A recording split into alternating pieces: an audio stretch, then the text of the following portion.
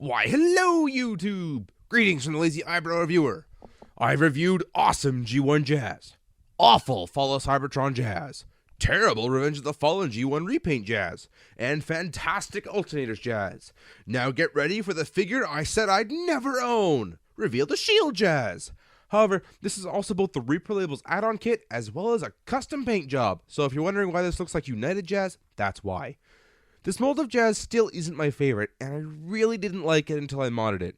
Originally, the stripe running down the roof was blue with a single red stripe, but the Reprolabels added 2 cyan stripes down the center. It also removed the heat-activated symbol and added an Autobot symbol to the front, as well as a windshield banner, and Martini door logos, and the addition of a painted grille is pretty sweet too. The addition of my paint job means that Jazz gets silver rims and not black ones, but the most important part is definitely the back.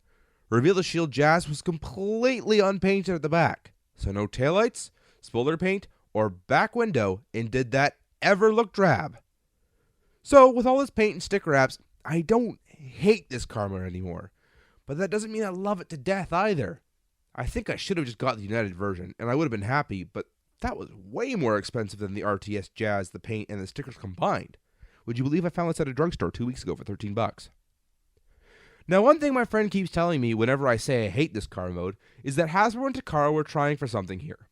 They wanted to take bits of the G1's Porsche mode, which I can really see references everywhere to, and mix in a little Revenge of the Fallen Jazz, thus the headlights and small spoiler. Now, I can live with a spoiler, but the Revenge of the Fallen headlights can take a hike. Seriously, I think Reveal the Shield Jazz would look so much cooler if he looked like this. He'd look so much more like the G1, which is what the Classics line seems to be aiming for anyway, which is why I like it so much. But once you start mixing in Bayformers, you've lost me. By the way, if anybody knows any technique I could do to make Jazz look like this, I'd love to know. Photoshop pictures are nice, but I'd love the real thing. Anyway, a really cool and fitting gimmick I found that they did for Jazz was have flip-out speakers. Just open the doors and position them to your liking. Seriously, those are totally befitting of Jazz.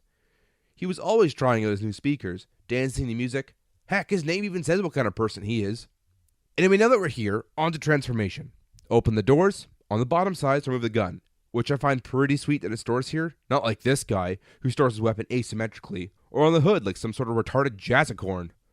Anyway, lift up the arms, fold up the wheels to open the hood, rotate the front of the car down, extend the back from the roof, separate the legs, fold out the feet, rotate the legs, unfold the gun, and you're done.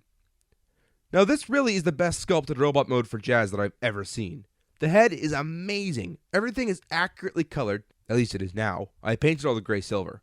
Even the chest looks pretty accurate mostly. Sorry, but these taillights are still bugging me. By removing them, it totally nails the G1 look, and I want that so badly.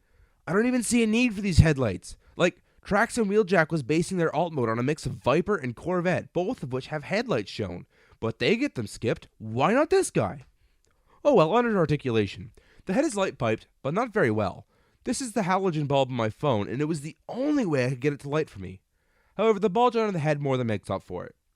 Ball jointed shoulder, double jointed elbow, bicep swivel, and a ball jointed wrist. Again, awesome arm articulation.